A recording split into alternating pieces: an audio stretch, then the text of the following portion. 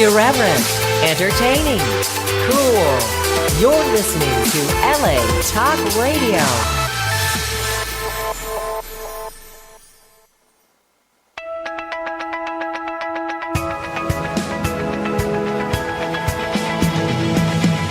You're listening to Question Reality with Priscilla Leona, right here on LA Talk Radio.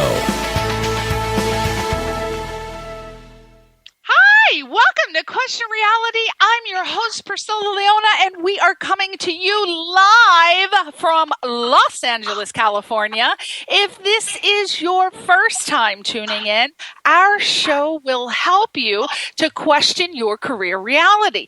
Now, this show is for you if you are considering a career in the entertainment industry.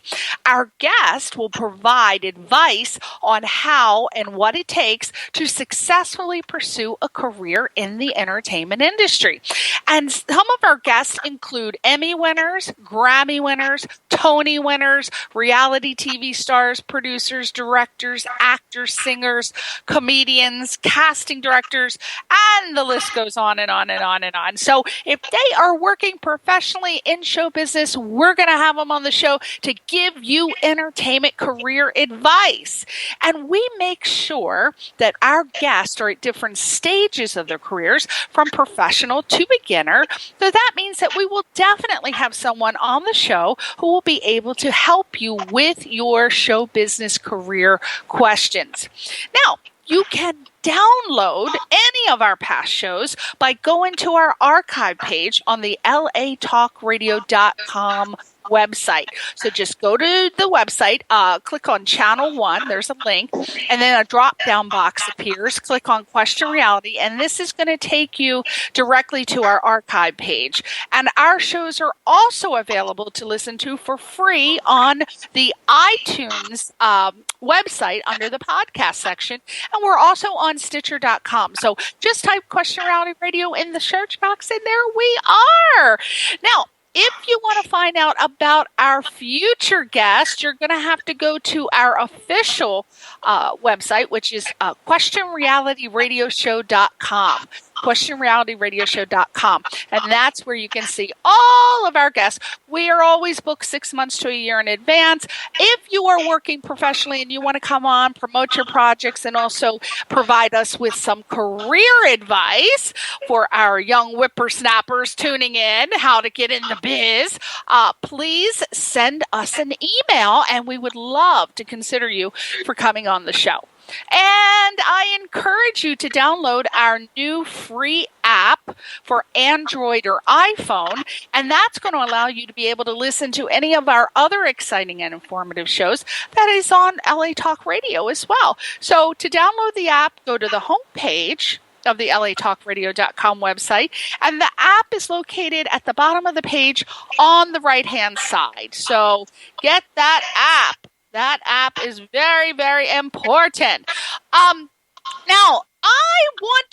apparently, today is Super Bowl 50. Now, not being a big sports fan, however, I do watch a lot of tennis, the Olympics, and my recent obsession, American Ninja Warrior.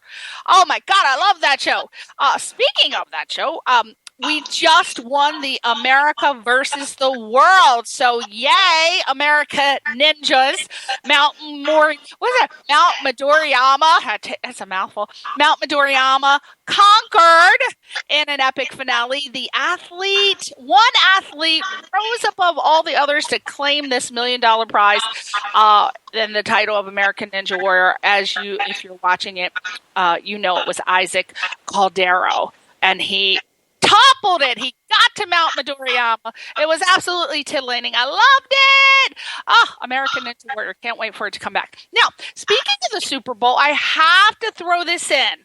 Tonight, after the Super Bowl, my very good friend, Ted Shred, who is a fire manipulator. Ted Shred is going to make an appearance on the Super Bowl special edition of the Late Late Show with James Corden on CBS at 8:30 West Coast time, 11:30 East Coast time, and he's part of the shows, the halftime. You know, they do all those weird things at the halftime show, and Ted, as he always does, he's going to be eating and breathing fire for the show. And he said it's been such a busy week on the set of the Late Show with James Corden. They are gearing up this Super Bowl special. This show is going to be hot. And it's a star-studded lineup of guests. Cindy Crawford is going to be on. My fantasy man, the love of my life, and the only one I would trade my husband for, Zac Efron, is going to be on there. My God, he is so titillating and amazing and yummy. He's a yummo.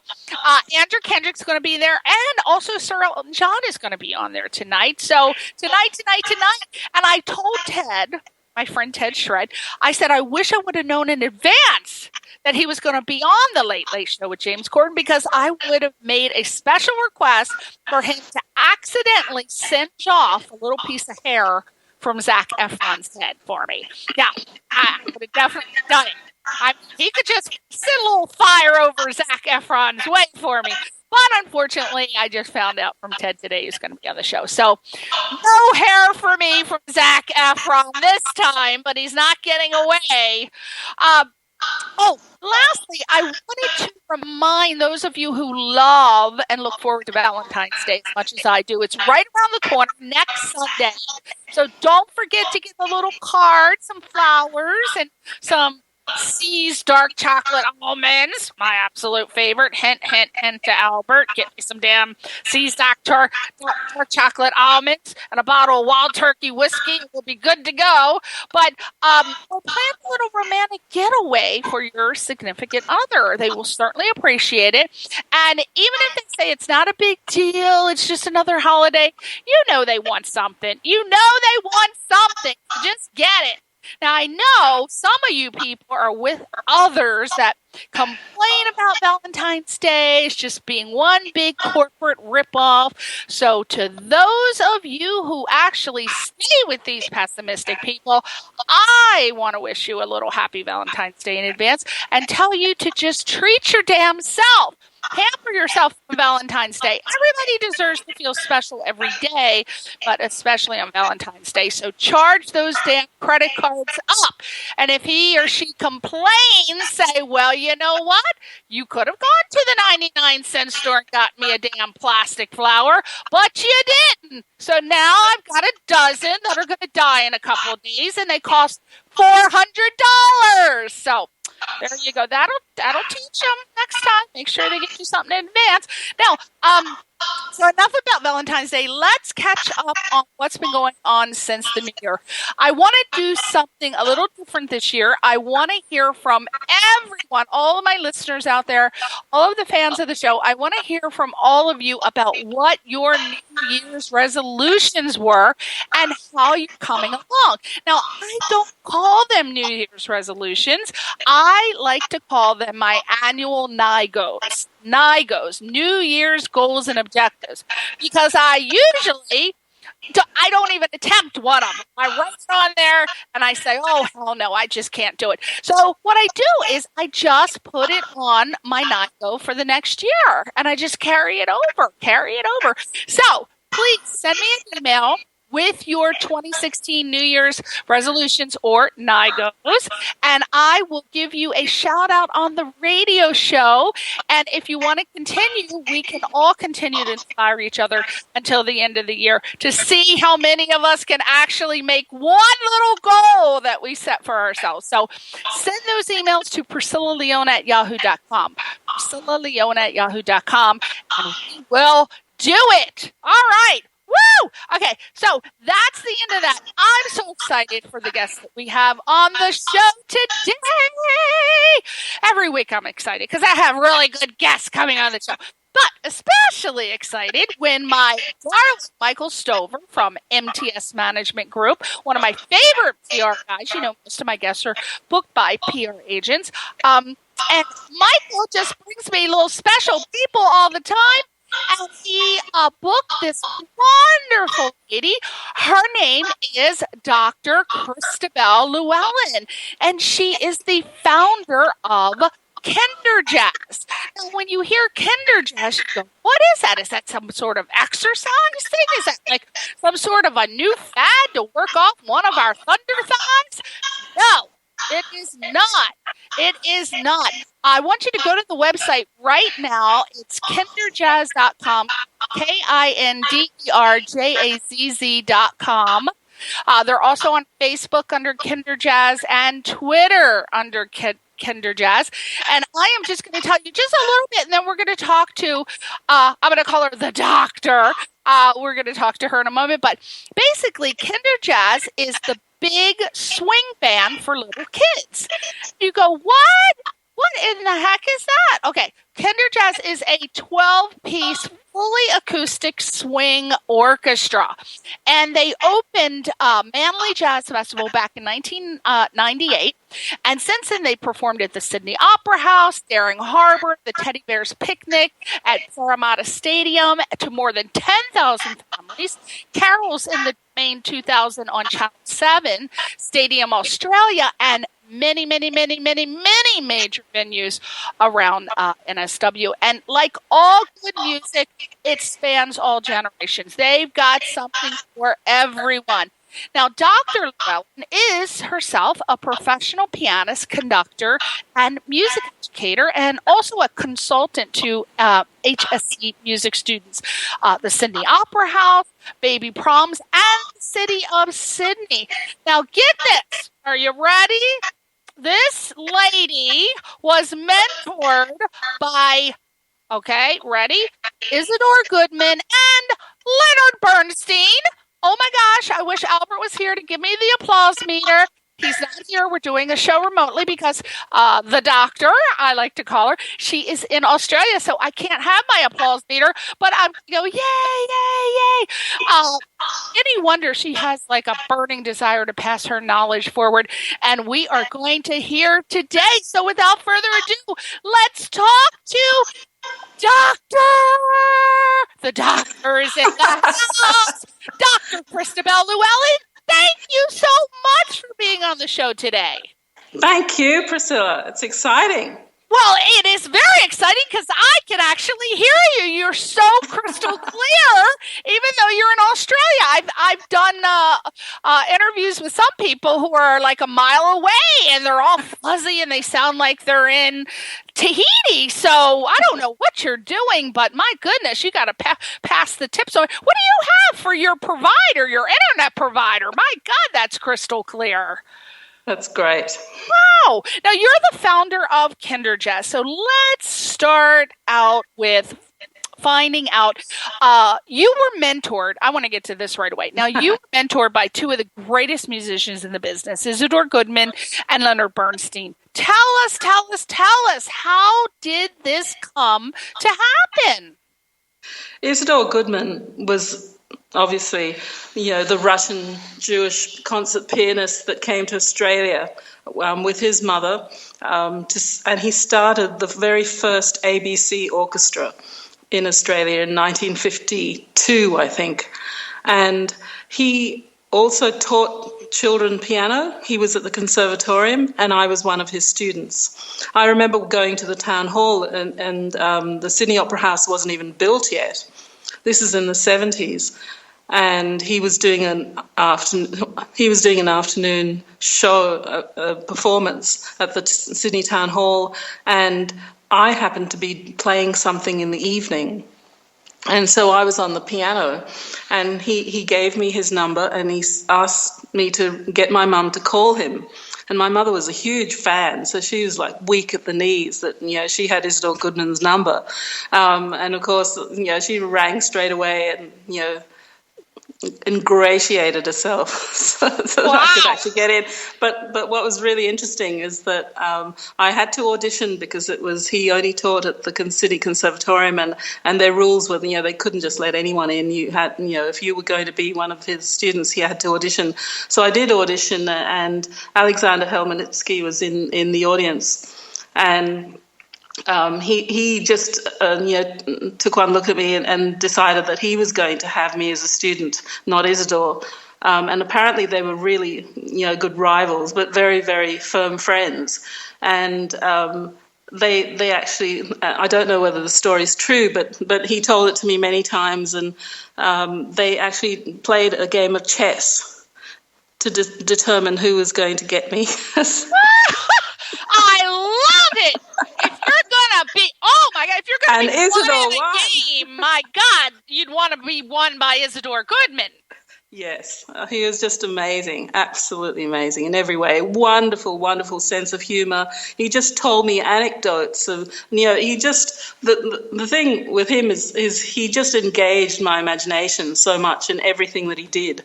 I wanted to be, learning from him. I wanted to look up the music that he wanted me to listen to. I wanted to learn my pieces. I practiced more than anything, when I was with him. So, yeah, it was that relationship. And I think every good teacher has that, where you just inspire people. Exactly. I would hope so. Now, speaking of mothers, my mother got the opportunity through one of her friends to see Leonard Bernstein at some sort of a world peace speech at Johns Hopkins in 1980.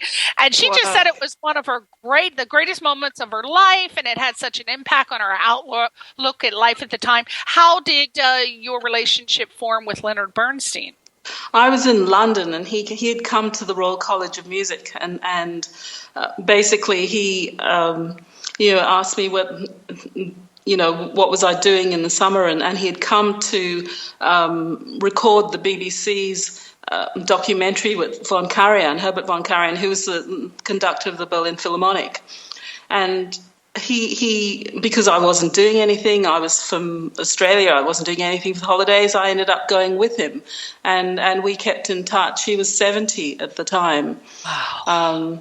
Just incredible. And he actually organized for me, he was telling me so much. He wasn't telling me anything about my playing, but he was telling me so much about music and how it affects your brain. And in those days, he had been doing lectures at Harvard on this since the 50s. He was teaching children since the 50s. He really believed in nurturing a child and children. He really believed that children could learn faster than any adult. And that's, when they were small, that's when you needed to teach them properly and not dumb anything down. And so much of what I do has been influenced by him, and he's still in my head. When I teach, the things that he says, and he was never short of words. Right, but now was that one of his famous master classes at Tanglewood that you took a class at? No. It was at the Royal College of Music in London. Oh, it was in London. Oh, that's right. Oh, and he had specially come. I think Humphrey Burton, who was the head of music for the BBC, had invited him, and they were going to do a special documentary, and that's how he came to London. And I just happened to be there at the right place at the right time, And we connected, and I kept saying, say something. I was telling myself in my head, I didn't say it out loud. I was saying, say something about my playing, but he didn't. He was saying, with a mind like yours, you should be studying, music and how it affects, education and music in the brain, and that's really, what I've been studying ever since. Oh, my gosh. Leonard Bernstein, one of the greatest men on the planet. Yes. Hopefully everybody knows who Leonard Bernstein is. If it isn't, you better Google him right now. Now, There'll never be another one. Never. West Side Story. Yay. What would you say is the mission statement of Kinderjazz? We want to empower children through a live big band, to be able to use their imagination, to nurture their creativity, to gratify their curiosity, in every way. We think that a big band will do that. When and why did you form Kinderjazz? I mean, other than what you just said, were there, what inspired you? I'm actually the co-founder of Kinderjazz with my husband, David Llewellyn, and he was, he went to college as well, became a professional trumpet player. He'd always loved big bands. And when we had our first child, Stephanie, we wanted to take her to live music. Both of us had chosen music as a career. This is what we do every day. And we wanted our children, to have that excitement and joy of live music and good quality live music. So we took her to a children's show. And she kept putting her hands over her ears and running out of the room. It was awful, and there was nothing live about it. It was a backing tape. People were miming. You couldn't even see a face. There were fluffy characters, in costumes. It was not that fluffy characters are poor quality, but this particular thing was the music just was non-existent. And we were searching for live music, and we thought it's not just for our children, it's actually the whole generation that's missing out on live music. And this is where you form your tastes for life, in the first 7 years. So we thought that was an important enough thing to do. And so we did something about it. We filled that need with Kinderjazz. Now, why, what's the origin of that name? Is it just because, kindergarten or Kinder is the word for child. So it's children's jazz, but it's not really children's jazz. It's actually quite sophisticated music, but it's jazz for children. That's really what it is. It's a universal name. I suppose Kinder is German, but we use the word kindergarten. It works. It rolls off the tongue. Yes, it's a good branding name. Now, you're obviously passionately committed to bringing the magical world of music and its instruments to children of all ages. How are you making that a reality with this band, Kinderjazz? We perform live. We go into schools. We go to festivals where we've recorded live albums and 7 of them. Now, wow. Our latest is called Teddy Bear's Picnic, and it's all original music, and it's written for our band to play to a children's audience. They're not children playing; it's adult jazz musicians. The best of the best. Each chair in Kinderjazz is a virtuoso. They've all got their own bands. They all do other things, but they only come together to play to children, and I think that's pretty magnificent. Oh my gosh, that really is. I mean, obviously you're the founder, but how do you get 12 people to get? Do you write all the songs, or is it a collaborative effort? David writes all the songs and all the lyrics. Oh, your husband, David. Oh, yes, okay. Yes. Okay. And I bet it's something to get 12 people together who obviously have either day jobs or they're in other bands. How do you do that? What is the secret to organizing such a big band to do these things? I've actually spoken to Sue Mingus about this, and she refers to it as adult daycare. Oh, well, yeah. But it's not. I mean, the musicians in Kinderjazz are really amazing. We've grown up together. We've had, every single one of us is a parent now. So we know each other's children.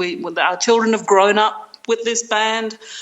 We really want to be together. That's basically it. I mean, to keep a band live, 12-piece band together in any genre for almost 20 years is a huge feat. But I think it's the music. Years. 20 years. Yes. That's unheard of. Except for the Who and Mick Jagger. My God. Whatever. Yes. That is impossible because usually, you get into fights, there's all kinds of craziness happening. What is the secret? No, come on, you got to tell. For all these people that want to put bands together, give me 3 pieces of advice that you think are keeping your band together. The most important thing is choose the right people. And then you don't have to micromanage. You don't have to worry about anything because they're on the same wavelength, and you know they want to help you. But everybody thinks that the people they choose in any band are the right people. How do you really know? I think because I've been teaching and I've been in the music business for so long, we know who's around, and we get recommendations as well. I knew who I wanted in the band, and David knew who he wanted with the band, and we just, I think we just chose the right ones. We went for the best quality, so the best of the best. You know, the real professionals who will just turn up and do it. And also my criteria was they had to enjoy children. They had to be able to relate to children. And we're very, very fortunate to actually have 20 years. I mean, because people can be gifted technically on an instrument, and you could go, oh my God, that's like the greatest piano player ever. But then there might be some personality conflicts, you know. They could have like their little quirks. So it's very hard to keep a band together. So you should get an Oscar just for that. There should be some kind of an award you get to keeping a band together for 20 years. Now we have a song that we're actually going to play right now, but it's called Baby Loves to Cha-Cha. So I would love for you to intro the song. What was the reason for writing it, or is there a little story of what it's about? Can you tell us that? Oh, there's a wonderful story. Stephanie, who was our eldest, and she's now 24, she used to be taken to every single band rehearsal. She was hearing music in the womb. Her very first word was cha-cha. Because we'd taken her to as a 1-year-old, or 7 months old, we'd taken her to a Latin big band. And she loved it. She couldn't sleep, because she was so excited. Wow. With all the rhythms, and it happened to be a Cuban band. Mm-hmm. And she just was smiling and smiling. And she eventually went to sleep, but she woke up in the middle of the night and said, cha-cha, with a big smile. Wow. She wanted more. Before she said mama or dada, she said cha-cha. Wow, that's a great story. Now, what about the let's give credit to everybody who's in the band. So real quick, if you could name the person in the band and what their instrument is. Okay, we've got Jessica O'Donoghue, who's our female singer, George Washing Machine, who's our male lead vocalist. Then we've got on piano Kevin Hunt. We've got double bass is David Groves, congas is Iko Criff and all our Latin percussion, drums is Martin Hyland.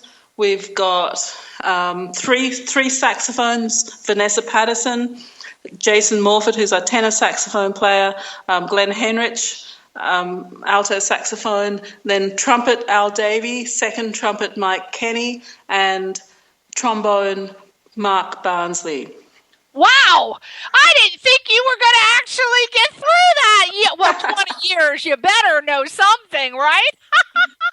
Wow! Well, we are going to hear this wonderful song written by David Llewellyn. Correct? David wrote it? Yes. David Llewellyn. Wait a minute. We didn't mention you. Are you not playing anything in the band? No, I'm managing the band, so I'm off stage while they're on stage because I felt like I just couldn't do both. Oh, yeah. I couldn't be at the piano. You miss out on so much stuff. Oh, my God. I would have had to call you Dr. Wonder Woman, Christabel Llewellyn, because that would have been crazy with you playing and managing. So we started doing that and then just didn't work. A manager has to be off stage managing. So there's a whole library. There's so many millions of things that a manager has to do. And that might be a tip. That might be one of the reasons why it stayed together for 20 years because, when you try to do the instrument and manage at the same time, it's just chaos. And also I feed them. You what? I feed them. I like cooking. When we did the Opera House, we sold out 30 shows, and I cooked them every single day. I cook them. Oh my! Now I know. Now you've given away your secret, Dr. Llewellyn. It's your cooking that's keeping that band together too, right? You must be. I'm writing a book at the moment on for parents on special needs children and how music. You can use music as a toolbox to develop their brains and get them engaged in learning. And as soon as I told the band I was writing a book, they all said cookbook. Cookbook, right? Kinderjazz, kibbles and bits. Love it. Oh my God. Okay, so I'm excited. I've already heard the song. This is the cutest song ever.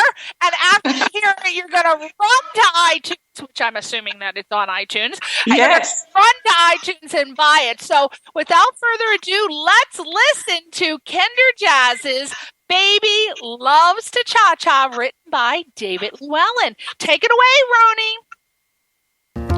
A smiling and calls out my name, calls out my name, oh. It's 3 in the morning. He calls out my name, calls out my name, oh. My baby loves to cha-cha any time of the day. My baby loves to cha-cha. Anytime is okay. My baby loves to cha-cha any time of the day. My baby loves to cha-cha. Anytime is okay. He's happy and chatty. It's 4:45, sun in the sky. Whoa.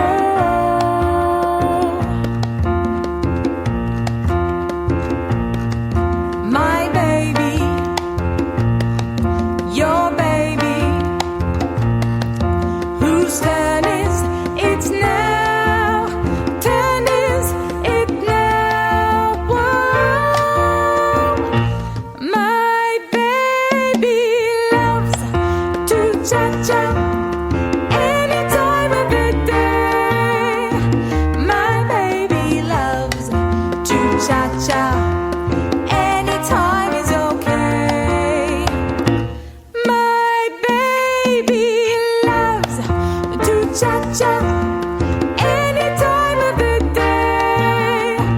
My baby loves to cha-cha. Anytime is okay.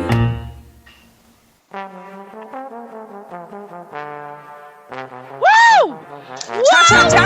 Fun! Oh my God, I felt like putting on my stilettos and cha-cha around the room. Oh my gosh, what a fun song, Dr. Llewellyn. Wow. And Jessica's got such a lovely voice. She's actually opera trained, believe it or not, but her dad was a jazz, or still is, an absolutely amazing jazz guitarist. And so she's got those both sides to her. Wow. Oh my God. Well, you know what? I'm excited that we got to play that song, but what I'm more excited about is that people can actually download Kinderjazz's children's songs on MP3 via iTunes, right? Yes, and what's really cool about iTunes, I don't know if you know this, but you can actually download it and gift it to somebody now. Yeah. If you know a mum who's, going through tough times or anything, this is going to give her joy. Right. Now, was I wrong in reading that it's on your website, it says we have free MP3 downloads of Kindsong. Is that true? Are they free? Or yes, we've got a couple of free ones, yes. Free! Woo!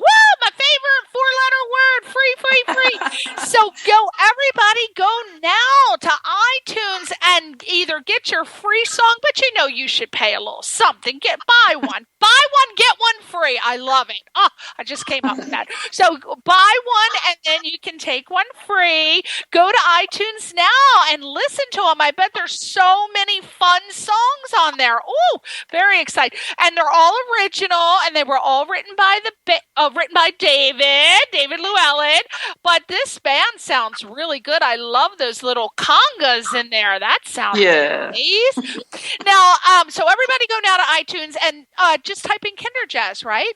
Yes. And it's on CD Baby. It's on Spotify. It's on everything. Amazon. Oh, good. You So name it. got your favorite venue, and you can get Kinderjazz songs. Now, obviously, Dr. Llewellyn, exposing children to music at a young age. My mom, she's an OBGYN, so, she's all... Oh, well. Yeah, so...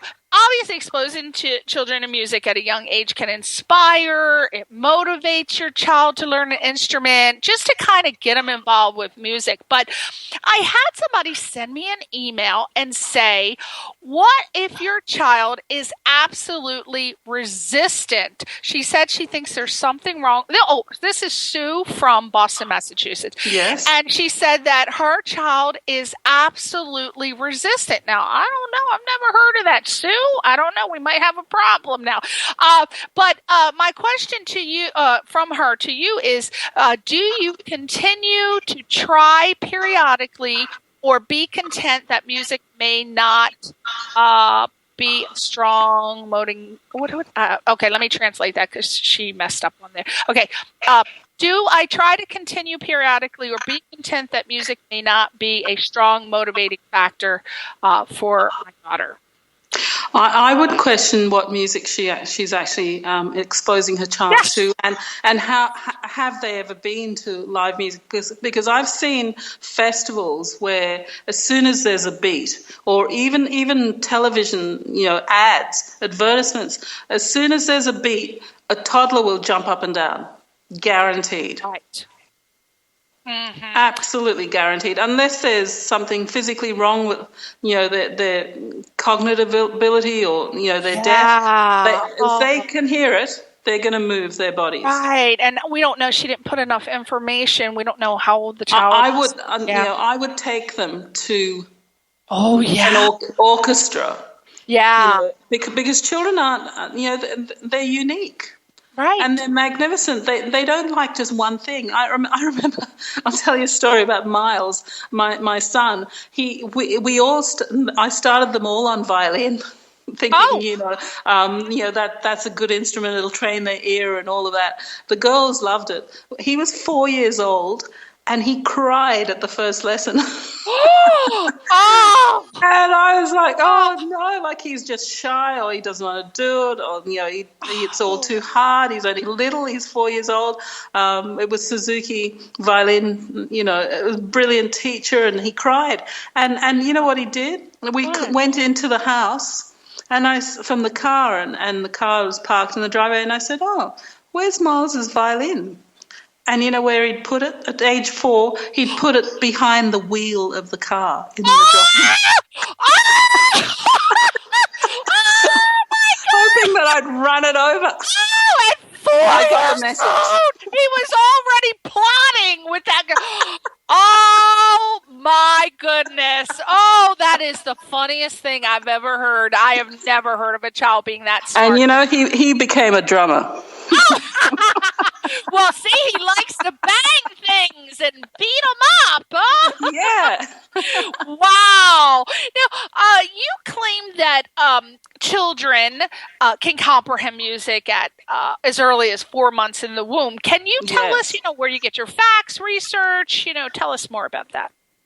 Dr. Alfred Tomatis, who was an ENT specialist, ear, nose and throat specialist, used fiber optic cameras, and in the womb to hear a fetus and he determined that they were capable of hearing and responding to sounds of language. And this means that babies are absorbing sounds and rhythms of their native language from as early as 5 months. And really now they know with fMRIs and EEG machines, all the really sophisticated technology that they have, that it's day 45 in utero that children start hearing. And that is the first part of your brain that's fully functional, your auditory processing system. And it's connected to all your central nervous system, so that's the first part of your brain that's fully functional. Your eyes don't work till 7.5 months later, even after you're born, and even then it's a bit fuzzy.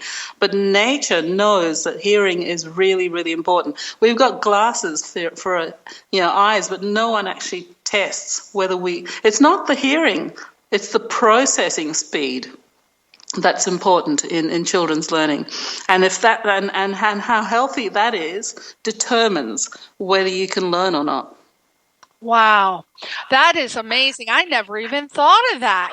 What are some of the many ways that children can benefit from being exposed to music in the womb, infancy, or as a young child? Like how can it make a difference to their future? Like, what are some significant, obvious, maybe some less obvious things? I think parents just playing music, singing, listening to a lot of classical music, because that's the higher frequencies that are really important in their development. I don't think that you should ever put speakers on your tummy, because inside is really loud and that could damage their hearing. They hear really well, and they can actually hear who's in the house. Wow. Every member of the family they can actually identify at day 45 in utero, when nothing else is functioning, but their hearing is absolutely superb. Yeah, so don't argue with your husband or wife, because they can hear it. They can hear everything. Yeah. I never thought about that. That can create some psychological problems. What's really interesting is that music doesn't go through your intellect. You can have an IQ of 200 like Einstein, or you could have an IQ of 50, but you can still hear the same D major chord. Music goes through your feelings first. Mm-hmm. And everybody's got those. Right. Oh, yeah. Well, that's for sure. I don't know. Ted Bundy. Okay. Now, music obviously is our universal language. And you had said in something I read, I can't remember what it was, but you said that it shouldn't be eroded by technology, and that it needs no explanation and can only thrive on human involvement. So now some would argue that adding technology to music has caused a great advancement, especially to the musical genre electronica. So what are your thoughts on this type of music, of adding technology to the music industry? I think when you've got music inside you and that listening has happened, you've listened to enough music, it comes out in whatever genre, whatever medium you choose. But when you haven't listened to music and only use screens, that's the problem. You talk to any teacher that's been teaching for a number of years, and they'll say children today are different to children 20 years ago, when they didn't have all those screens and iPads and phones, and they were looking at a small screen all the time. They can't sit still, for one. Children, literally can't sit still, and they can't focus. Their attention spans are really short. They haven't got any core strength. They can't stand for very long. They used to be sitting all the time. They're indoors all the time. They've got no perspective of the horizon, because they're never outdoors. They're always inside, or they're taken in cars everywhere. Right. Music is a multi-sensory experience. For instance, when we were at the Opera House, there were 5 little boys. They must have been about 4 years old, in front of the horn section.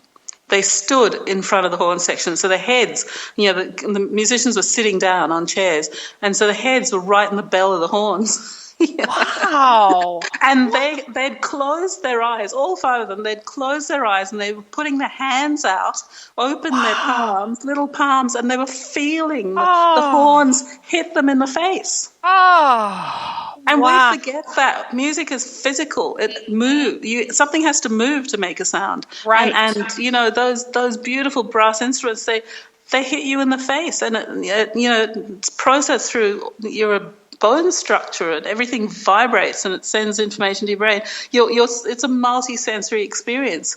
You can't get that from technology. Well, my husband and I frequently talk about how we have noticed that over the decades, they have almost virtually eliminated guitar solos and piano solos. Like when you listen to Pink Floyd and Led Zeppelin and stuff from the 70s, even the Beatles, I mean, there were so many dynamics, and they would take long solo songs were like 5-6 minutes long, right?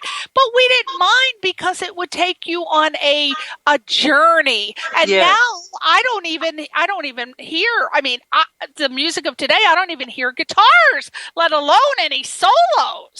Why is that, do you think? People have lost their attention span, and I think it's really sad. They've recently done a survey of teenagers where they took away their mobile devices, their cell phones, for 24 hours. So they weren't allowed any technology for 24 hours. And only 2 out of the 100 survived.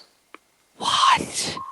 They were almost 60-something% were almost suicidal after 8 hours. Oh. And 100% of them went straight on to their phones as soon as the 24 hours was up. Some of them tried to sleep, and they couldn't actually sleep without having a device in their hand. Oh my gosh. Well, you know they couldn't read, they literally couldn't self-motivate.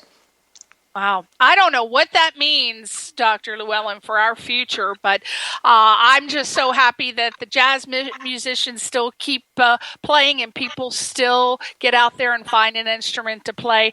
I fear that eventually music is going to be eliminated in 100, 200 years. They're already cutting the music programs. I mean, that is a horrible thought, but I don't know what we can do. But at least with Kinderjazz, we're keeping it alive. So I wanted to thank you so much for doing what you do. What have you guys, we're going to wrap the show up, but what have you guys got planned for the future? Anything exciting happening in the next couple of weeks or so? We really want to come to the States. So we're planning a tour. I think, we're old enough now to leave home. Yes, 20 years. Yeah. You got to take them out of kindergarten. Yeah. Well, you have to. Do you have anything like concrete planned, or just kind of not as yet?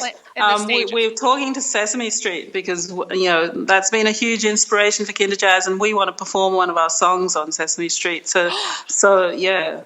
Oh my gosh, yeah, but they have so many programs here. Oh my God, you have to let me know if you come here. You absolutely have to, because definitely we want to promote it on the show. Well, I want to thank you so much, Dr. Llewellyn, for coming on the show and exposing us to this wonderful group, Kinderjazz, that's keeping music alive for children and inspiring and motivating so that we don't lose music. Please, everybody, go to the website, Kinderjazz.com. Also, Kinderjazz on Facebook and Kinderjazz on Twitter. Follow and give them a little thumb up, follow them, and most importantly, go to iTunes, CD Baby, Amazon, and all of the sites and buy one of the little songs for your child or your niece or nephew or a child in general. It would be great to give a friend's child a gift, right? So you can never go wrong with the gift of music, right? Absolutely. Spontaneity happens to be a human right. That's right. It's what makes us human, and this is going to encourage all of that. Absolutely. So I'm going to go I already have Baby Loves to Cha-Cha, but I'm going to go to iTunes now and check out some of your other songs so that I can give as an iTunes gift, because I got lots of friends who have kids. I'm going to give them as gifts. I'm gifting them, Christabel. Thank you. Thank you so much for sharing your story of Kinderjazz with us. We really wish you the best of luck. Please come to the States and let me know before you come so we can promote you. Oh, that'll be wonderful. I can't wait. Say goodbye to your fans, Christabel Llewellyn. Bye. Bye, everybody. Thank you so much for tuning in. We'll see you next time on Question Reality. Happy Valentine's Day. Bye-bye. Bye.